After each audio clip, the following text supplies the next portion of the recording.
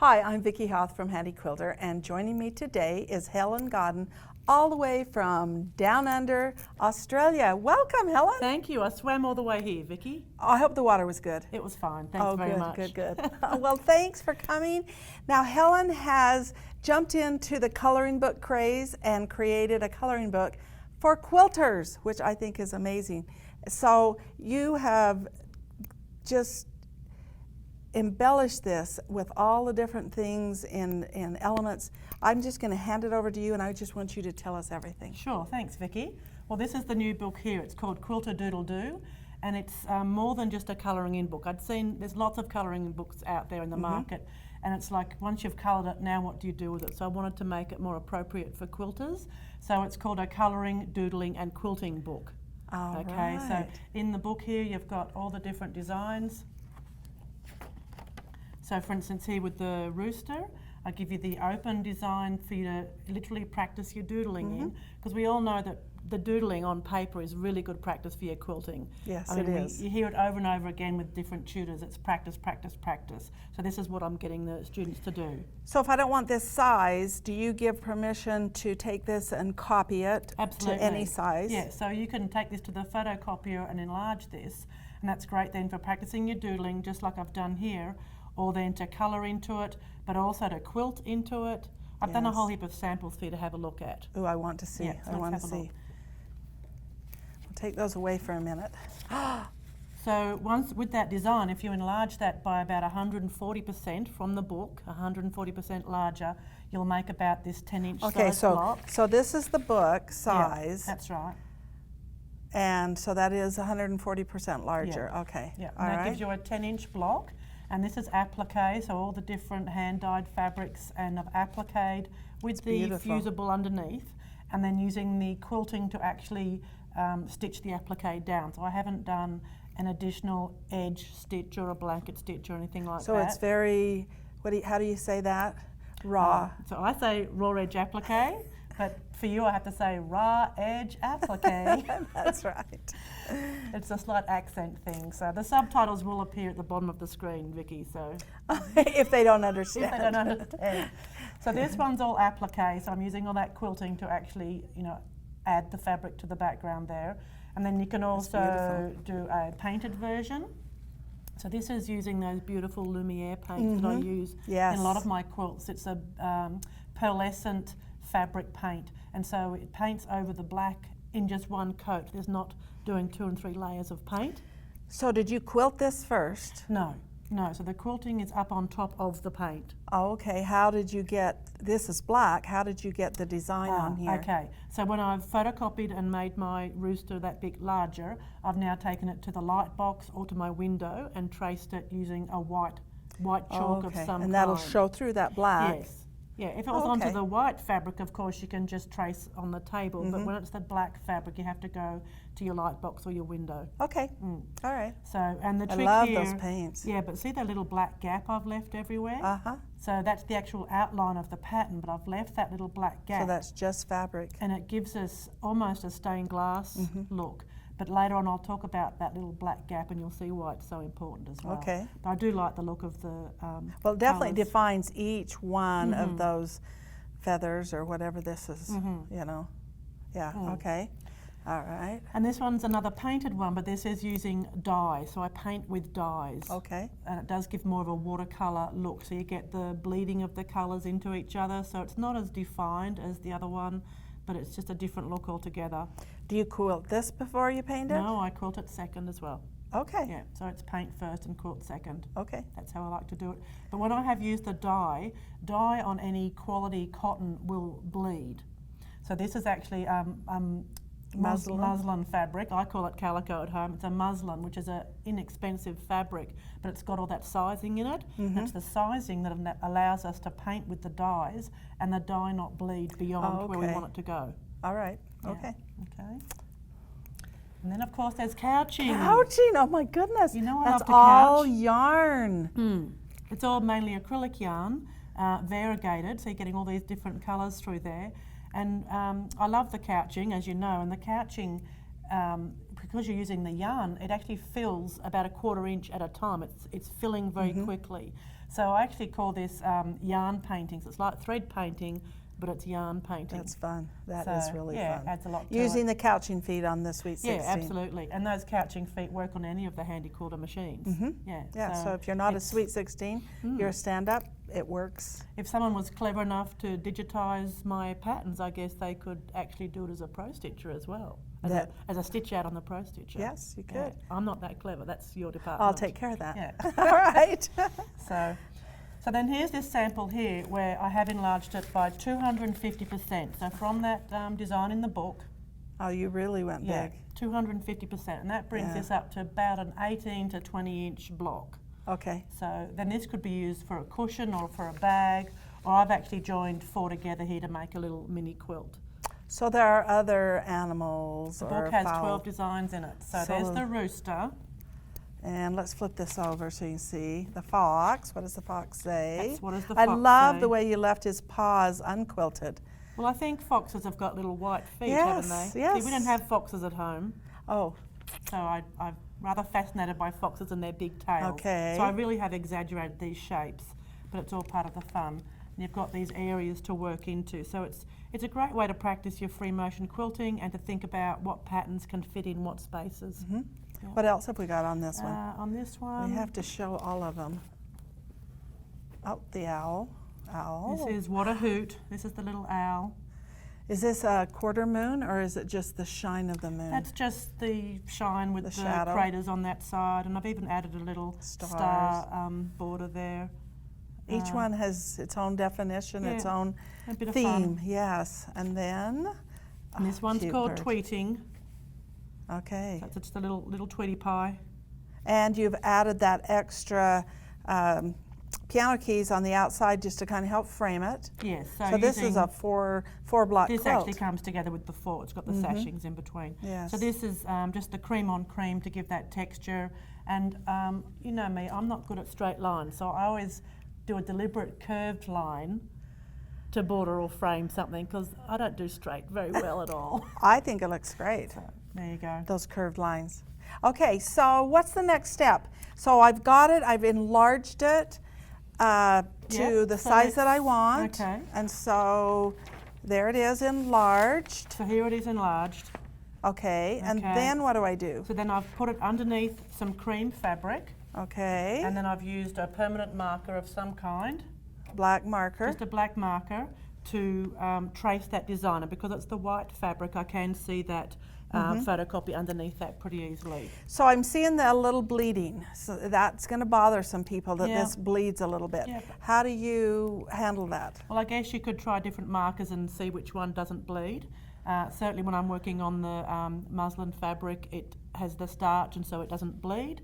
But really we're going to be stitching over that, and so the bleeding doesn't really matter. So the quilt that you just took away we'll bring that one Yeah. back, because what she has done is she doesn't do just one line of stitching.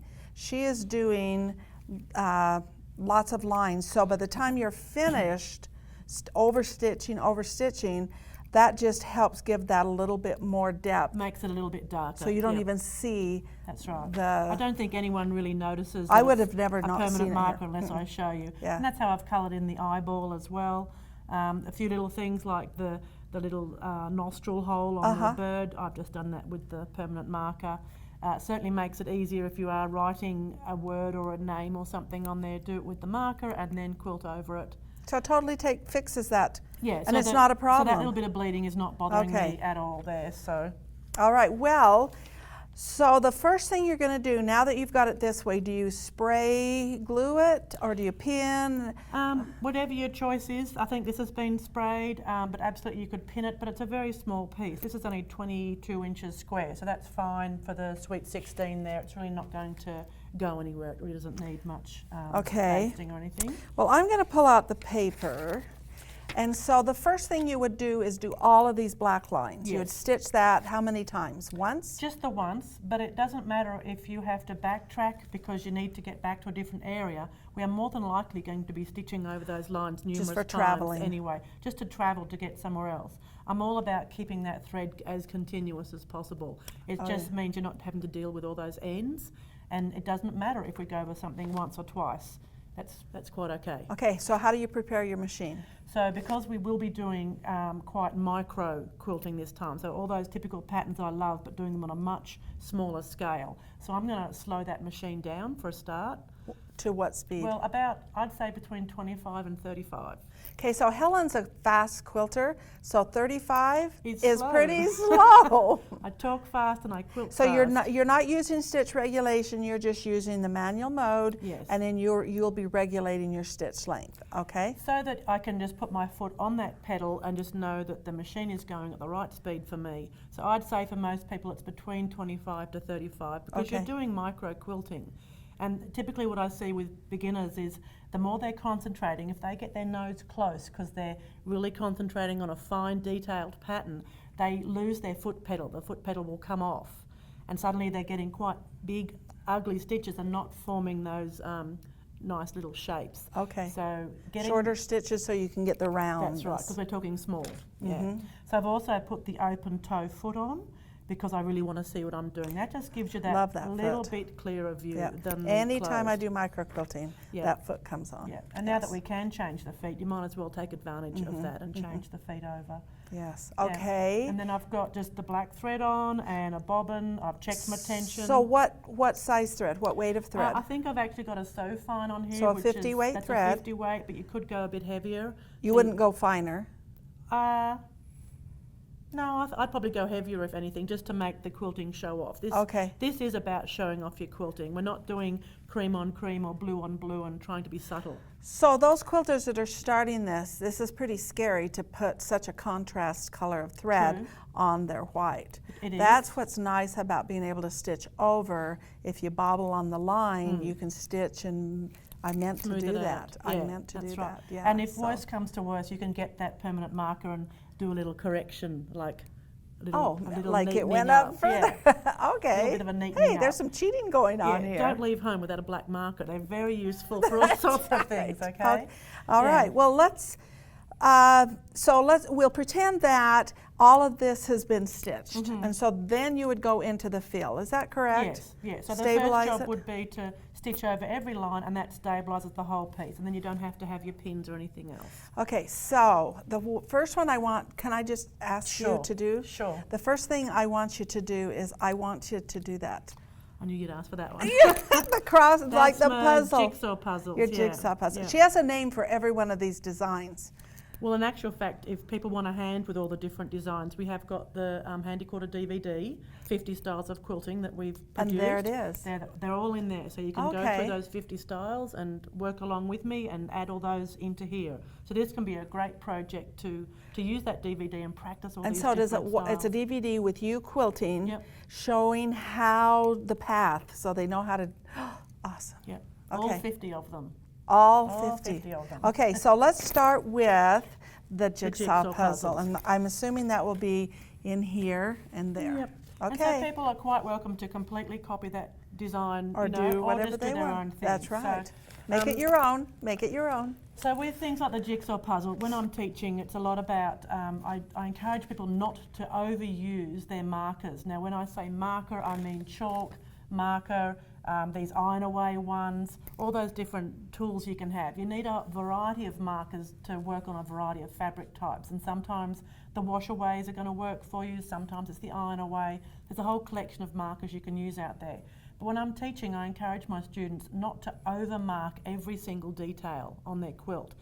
For instance, if they were to mark stippling on a quilt and they're spending their time with their marker drawing every single little piece of stippling, what's happening then in the right side of their brain is they're looking at this big open space and having fun filling it with all this stippling, and then when they decide, now I'm going to stitch over it, left side of the brain steps in and this little voice says, I must stitch exactly on that line. I must be exactly on that line. And it's really hard to actually stitch exactly on the top. It's frustrating. Yes. You've actually gone back to more like a ditch stitching type of approach where, you know, when you've got a ditch, you've got 1 millimetre to be in that ditch, or else you feel like you're beside the ditch, across the ditch almost, and that feeling of just not being right, of being wrong.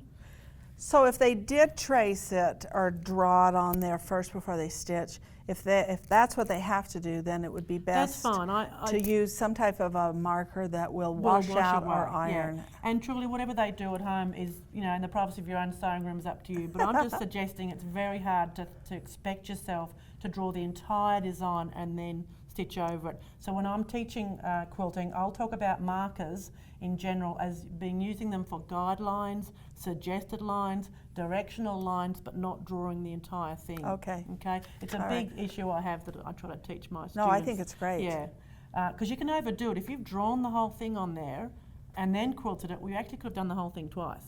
You've drawn it once. So I'm suggesting you draw on paper. Saves time. It saves time. Certainly draw it on paper to just practice. to get that muscle memory. It's this practice that you've got to do. So, okay. So with this one, I do draw a grid. So this jigsaw puzzle design has got a grid. So on here. So if we were where it's narrower down here, and then widens out and then goes back to the narrow. Because normally you might be thinking of a normal block where you'll just do parallel lines for a grid. Well, we're working into a curved shape. So we're actually giving that feather movement than just being a flat design on top. Okay, so I see that. It is a bit trickier, but it actually adds so much more to the design. Okay, I'll move this away and let you do your grid. So in this area here, I'm thinking I'm going to get about 3 lines of grid in there. So this is an iron away pen, so I'm going to draw in here, and it naturally will get go down narrower, to the peak. Yep, as it comes down. Okay, that's just a typical. And get narrower down that end. And I could not do this design without this pre-drawing. It's just virtually impossible. So now I have to put my grids going across, and it has to flow with the curve of that piece. Okay. So a bit like railway tracks, like the sleepers of a railway track. That's going to gradually get wider as this turns. Okay. But it has to turn with that shape. Now don't let that shape get any bigger than about 1 inch square. Okay. Okay, if it gets much bigger than that, you really lose your pattern. So this is micro quilting. It's you know, micro keep quilting. it small. Yep, keep it small. And then I have to sort of fake it as it comes around underneath here. It's a good fake. Yeah, excellent. I've had practice. Okay, and it gets smaller. Okay. Okay, so that's how we approach that so one. we can hold that up. Yep. That looks really good. I'm anxious to see the quilting now. This is the fun part. When I teach this to students, they see the finished result of the jigsaw puzzle pieces, and I'll just show you. So often people will think that what I'm going to do is stitch a jigsaw puzzle piece, and then they think, right, she must join on, so she's going to go up here, and then here, and they get this really sad little design. Oh, I can't. You wait. All right, go for it. Wait. So we're going to find that foot pedal. Bringing up your bobbin thread. Doing the usual thing, bring up that bobbin thread. So we're pretending that I have stitched all the outline. So we're going to call that our ditches. Even though it's not straight, but they're our ditches. So now I'm going to run all the way along that centre line. When I begin, it's a bit of a mess there, hang on. It's too small to start my pattern yet, so I'm just going to do some straight stitching for a while. But as soon as I've got a little bit of space, I'm going to add one little knob of that jigsaw puzzle.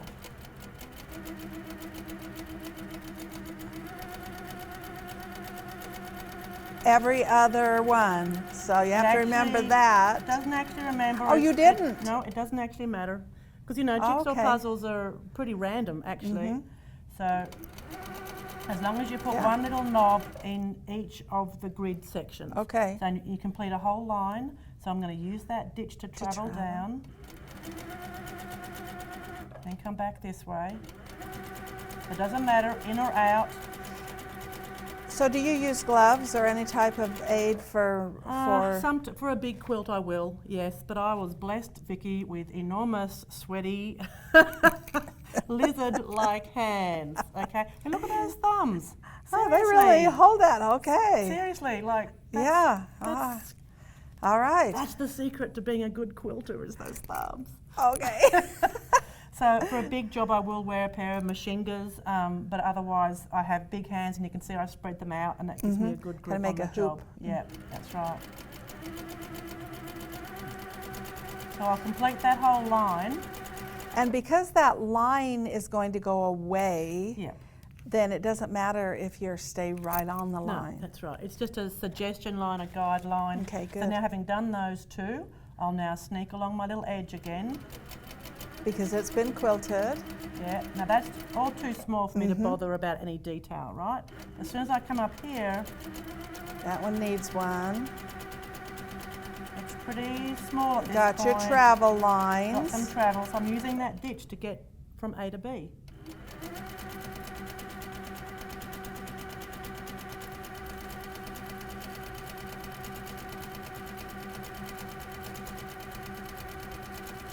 Now I've got that machine to set to 35 and I'm looking at that and those stitches to me still look a bit Pretty long. ugly, a little bit. So you want to speed it up Yeah. for you. So basically you look at your stitch and if you think that stitch looks too long, you're not getting an attractive curve, A good you curve. speed that machine up. Are you going to Okay? speed it Yeah, up? I am, but you don't speed up your hands. That's a big trouble for so many quilters is they Okay. hear me say speed up the machine and they think it means their hands have to go quicker, but the two aren't actually connected. Your hands go to speed, they feel comfortable and confident to make that pattern. You then adjust the machine to suit your hands, Okay. not the other way around. So I'm beginning Oh, to... look, she yeah. didn't speed up her hands.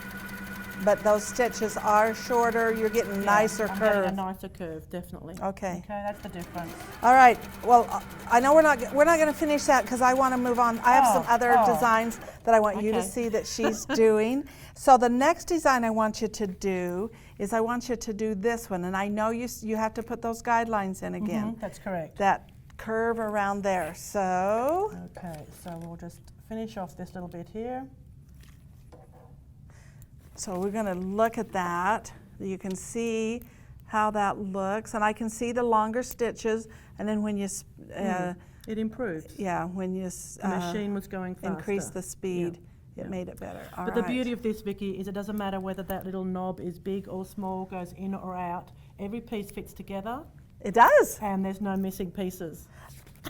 That's the first jigsaw, and I didn't have to search see- all day to find them. And this is the edge of your puzzle. You know Which how the was- edge is always straight, so it just works. Yeah. Okay. Okay. So So for this other design this here, one here, Yep, I which call- was here, or where are you going to well, put it? I'll put it in there. It's Okay. a nice big open one. All right, right there. Right, so Gonna same sort of keep thing losing again. this. We're going to put in this grid, so it's pretty tight to begin with, and then you exaggerate it out, and it comes back in. Exaggerate that out, and then comes back in. So this is the beauty of an iron away pen, for instance, is that if I didn't like what I did, I could iron that away and have another go. Oh, okay. And then put our grids on, pretty Don't tight. you like the way she talks? Have another go. Have another go. Apparently I've got an accent. I think it's them, but anyway. We have a lot of fun. We do. We do. There we go. So that turns, it really turns with that whole feather. Okay. So this one, so this is made up of little humps or bumps just from one grid point to the next. So we call that continuous curve, where you're just going to do that continuous little yeah, scallop and it is type curve. typically what you find in the cathedral window pattern. That's actually what we're Okay. reproducing, is that cathedral window block.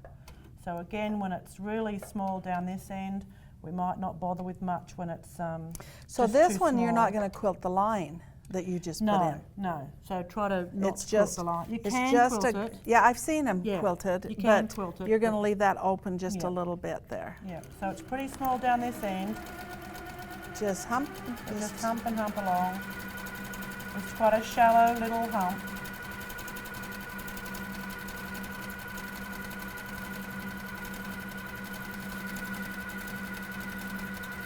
And then you go back on the other side of it. Go back and close it off.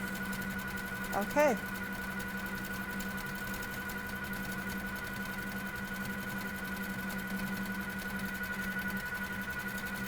So we would do that for both runs, both of the long ones, and then you come across here. And use your travel, your lines again, your That's outside right, line. use that for travel, yeah. So I'll just come around to here, just so we can see a bit better what's going on. So we'll pretend that I've done that one.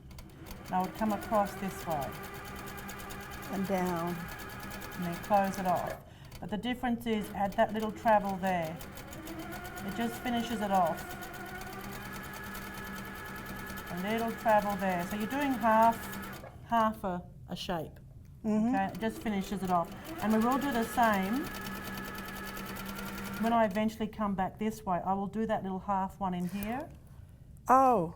And it's amazing. I mean, you're seeing it more on this side because it's open. It just finishes it off. It's half, as if it continued on. Oh, okay. Would have never thought to do that, but yes, Yeah, it really does make a difference to the finished look of it. I talk a lot about, when I'm teaching my students, about let there be half or let there be half, as the case may be. So sometimes, you know, you're trying to fill spirals into an area, and you might have done it very nicely, and then you've got a little patch left. And you go and try and squeeze a spiral in there, it can look very ugly and squishy. So just do half of one as if the spiral continued beyond that area. Okay. So I like to have the finished look is that it was a piece of fabric covered in spirals, and I just happened to cut out that applique section. So let there be half a spiral. Okay. In the same way as you've bought some cat fabric, and sometimes you just have to cut that cat's face in half. You know, like the cat is okay. He lives. Okay. So 9 lives. 9 lives. You can do it 9 times.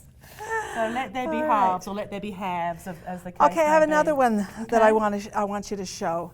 I want you to show this, the path here. To me, if you look at that, you're just going to do a circle and a circle and a circle, but you have a different way of doing it. I have a different way of doing it. Particularly when you want just one circle in a row, in a line, there's a different way of doing it than pebbles. Okay. Because pebbles, we're trying to make them all bunch up together and you know, grow across a whole area. Here we're specifically trying to get one line in a row. In a row. So we'll do that. Okay. So I'm just going to stitch over to there because it's quicker to stitch. Oh, look at that. Now, oh, she's... Doesn't make for a good demonstration because hopefully you can't see where I've gone. So stitching over to there. What you might not notice is that this shape in the middle here is actually like an egg. Little reference there to the chicken's egg. Oh, even though it's a okay. rooster, I know the difference. Chickens and roosters. Okay, so in Is here. this a chicken or a rooster? This is a rooster, dear. Okay, I just wondered if you knew. It's the same in Australia. Chickens and eggs, you know, all that stuff. Right. Same thing. Oh, okay. Okay, so in this section here, I'm just going to jump across to here. It's actually a very exaggerated stipple is what I do. Oh. Okay, so I'm just going to come around here and I'm going to stipple going right out to the edge of that shape. Going right out, pushing onto the edge of that shape. So just up and down and up and down. Got an exaggerated stipple right out to that edge.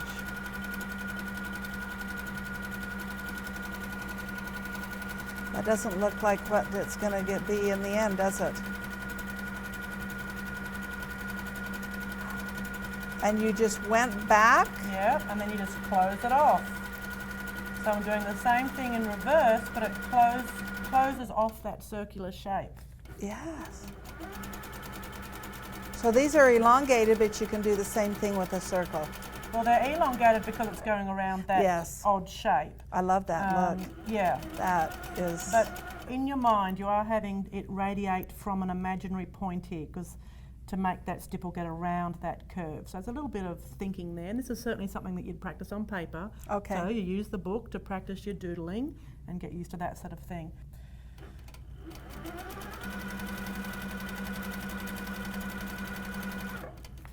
There you go. Love it. I think that is so fun. All right, the next one I'd like you to show is the one that is in the feathers down here. Okay. I really like that. Well, it does look good to repeat the same design because it is trying to be all the same feather. So I've basically repeated that same pattern right the way through. Yeah, and you really want it to look like one feather is overlapping the next. So there's a couple of different designs in there. You've got that little outside edge and then the square feather, whatever you call that. What do you call that? I call that Arc de Triomphe. What? After tree. Arc de Triomphe. It's a French word for the arc, the archway in France. Okay, okay. I don't know why I call it that, but I do. Look, when you get a new design, you have to just label it and claim it, and don't argue. Yeah. yeah. And this is what I say to students: if there's a phrase in your mind or a word that it helps you remind you of what you're doing, well then stick to it. It's like I have a particular pattern that I call zebra flames, but here I have to say zebra flames. I get in trouble all the time, but it's because that pattern to me looks like either zebra stripes or flames of a fire. It just reminds me of the shape I'm trying to find. Okay. So you can give it whatever name you like to help you keep All that right. name. Well, I want So this. you want that one. What are you going to call it then? Okay. So to me, Yeah. it looks like an orange slice. Uh-huh. Okay. So yeah, it does. It does. I can see that. Do you see that? Yeah. Has the Okay. rind around it. It does too. And to me, that looks like an orange slice. Okay. Okay. Let's do oranges. Oh dear. So I'll come down here to one that's fairly big and open. Okay. So I've got that stitching along the edge. I'm going to come in and do a second row.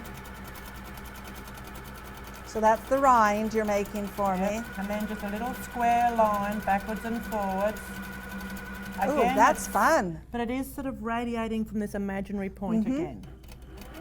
That's a really important to remember when it's that circular, so you get that dimension. And that's where you could use a marker if you're someone that's going to forget that radiating aspect. You could put some little markers on there as a reminder. Okay. That's where I say use your marker as a reminder or a helping hand or a guideline, not drawing the entire thing on there. So they are all radiating from this imaginary point. And now I'll move into that top section. Following the line, which has been stitched already. Yep, so it gives you easy access to travel. And now it's a slightly little curved, elongated triangle, I guess you could say. So I'm looking at that space and seeing I could come right over here, back to that center point. And it doesn't matter how many you put in, just whatever fills it. That's right. So I go up to the next one and do the same thing again. That is fun.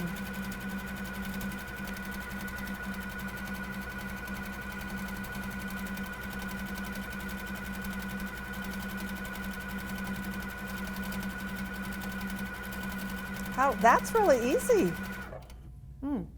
Yeah.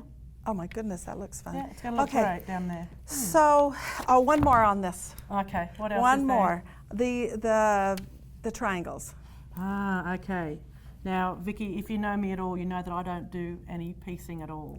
You don't. No. So, and this is effectively, when you do your piecing, you call it flying ducks? Geese. Flying geese? Wrong. Flying birds of some description. So, you know, This is a rooster. Yeah, it's true. That's true. But does he fly? I've seen him fly, not much, from the roost down. So I certainly cannot piece that, let alone piece it on a curve. But you can quilt it. But I can quilt it. Yeah. All right. Yeah. So how are you going to get there? I'm going to travel. So it's this one up here. Yeah, I'm going to do that one because it's Oh, nice and open. Oh, yeah. okay. All So right. I'm going to travel up to there. Do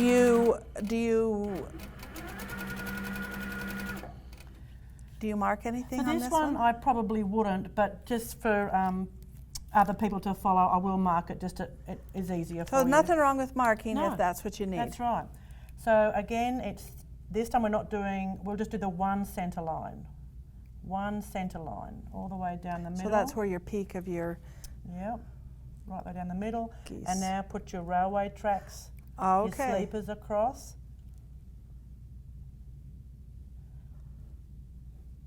They could have been a little bit wider through there, but so that's where I maybe would iron that off and correct that, but I'm happy with that.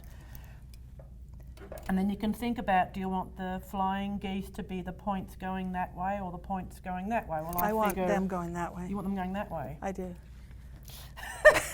Okay. Obviously, she didn't want it that way. That's just not where my head was. Well, but but yours are. Are they? The paper Yeah, shows it. She's right. Okay. They're going that way. That's fine. We can do that. So, change of brain. There we go. I'm just going to come from here. That was out to easy that point, to change. Out to that point, back to there, along the bottom. use the ditch out to the point, across the bottom. Use the ditch.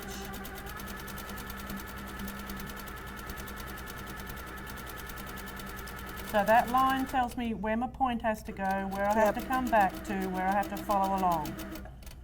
That's quite easy to do. And then how are you going to get that echo around it? And then if I want to echo, I'm just going to come back in. Okay.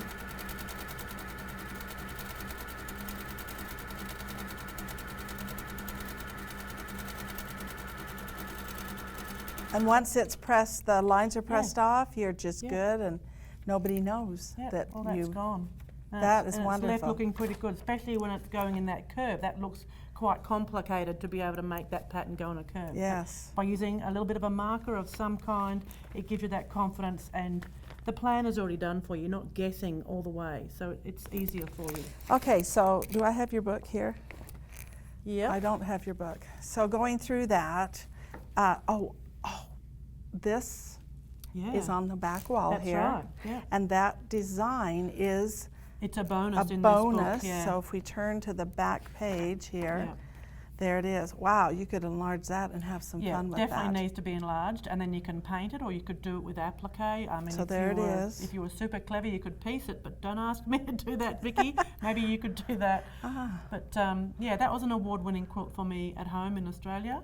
And so the finished piece is actually about 1.5 yards square, but I've reduced that down for you. So that's a bonus pattern in the book. And there are many, many different little animals or fish or whatever in this book. Yep.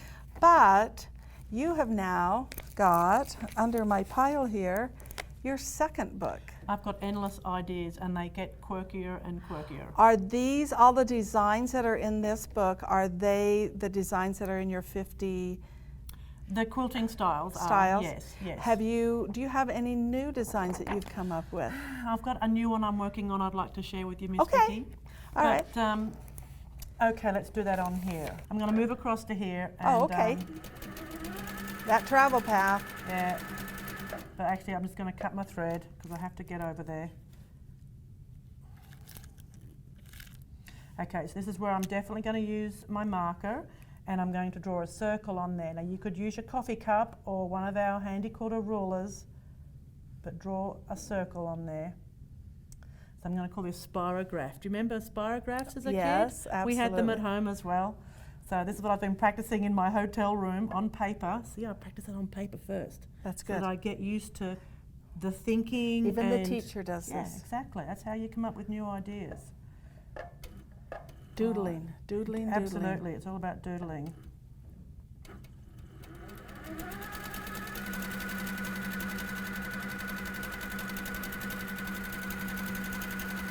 So the only thing you marked on this was a circle. I can't talk right now, Miss Vicky. Concentrating. All yeah, right, I just marked the circle. that is a spirograph. If I'm lucky, woohoo, look at that! You were so lucky; it all worked out. Excellent. So would you mark maybe lines so that everything was equal distance, or you didn't obviously? No. You just let I it. guess you could. Yeah, I guess you could put markers like around a dial of a clock. If you're yeah. so precise, you have to have that. But otherwise, you just have fun with it. But you know what? I think it's easier to not have the markers because you'd overcorrect. If you weren't aiming for it, you'd overcorrect, and that's when you get that little ugly. They're not exactly even, but overall there's a consistency. So I teach my students about, it's not about perfection, it's about consistency, and they're not the same thing. That's not perfect, but it's consistent enough for you to see it as a pattern. Yes. So that's the difference. Okay, so you have 2 books. Yep. Put those 2 books out there. Yep. But before we talk about those books and how to get those books, You like this one, don't I you? really like this one. So this, It's one of the patterns in the book. There's a little gecko in the book, and I was at a quilt show, and there was a woman there selling unusual fabrics, and this is a vinyl coated fabric that you might make a toiletry bag or something from. Okay, fine. And I just think the shininess made me think of the reptile skin. So yes, I stitched out the little gecko there. So I've got the different coloured thread here. It's a variegated pinky orange. I like that. And it's just sinking in to the pink but giving us awesome texture, and then just the black. So this is one that you just quilt and don't, if you make a mistake, it is not a mistake, it's just a quilting element because you don't want to unpick. That's right, you wouldn't really unpick on this one. It would be, it would leave holes. In the or material. you just stitch something else over it and add an extra toe or something. So, yes. Yeah, I just like having fun with that sort of thing. Okay, so to be able to find the books, you can go to your website. Yep. So helengodden.com, and they can go to my website and buy either of these books, Quilt-a-Doodle-Doo 1 or 2, or alternatively, I'm having a ebook on there, so they can just pay for that and get the PDF to download. Which saves the postage all the way from Australia. You know, it's a long way to row that boat and bring those books over. You come so many times a year. Yeah, but Vicky, can we offer our viewers a free pattern? Yes, we can. Excellent. So we will put this on our website, a link to this. Excellent. So they get this and this. So they can kind of get started with these designs. And then you're going to be so excited because you want all 50 of them. Well, and they're 24 probably all of them so far. Yeah. Oh, is there only 24 There's 24 designs? in total in here, and there's and then the DVD other book has all the DVD, the DVD, which is so much nicer to have a DVD because you can listen to her. You talk? Yeah, with translation. Translation. Let's see. How do you translate Australian language? Don't know. That's all right. But this is free to you, so you can download these two and just get started with this and then have some fun with these books. Or even if they just use this for their colouring or for their doodling practice. Doodling is brilliant practice for your quilting. So even if they just do that and then otherwise enlarge it and have fun creating one of these. Wow, thank you. Thank you so much for coming, You're for most rowing your way, swimming all the way from Australia. I need a drink, Vicky. Well, I can take care of that. Get you some water. Is that all you wanted? Okay, that's fine. All right. Thank you for joining us today. Our presentation will be on our website so that you'll be able to see this and rerun it as many times as you want and just learn. Excellent. It's awesome. Thank you. Excellent. Thank you very much.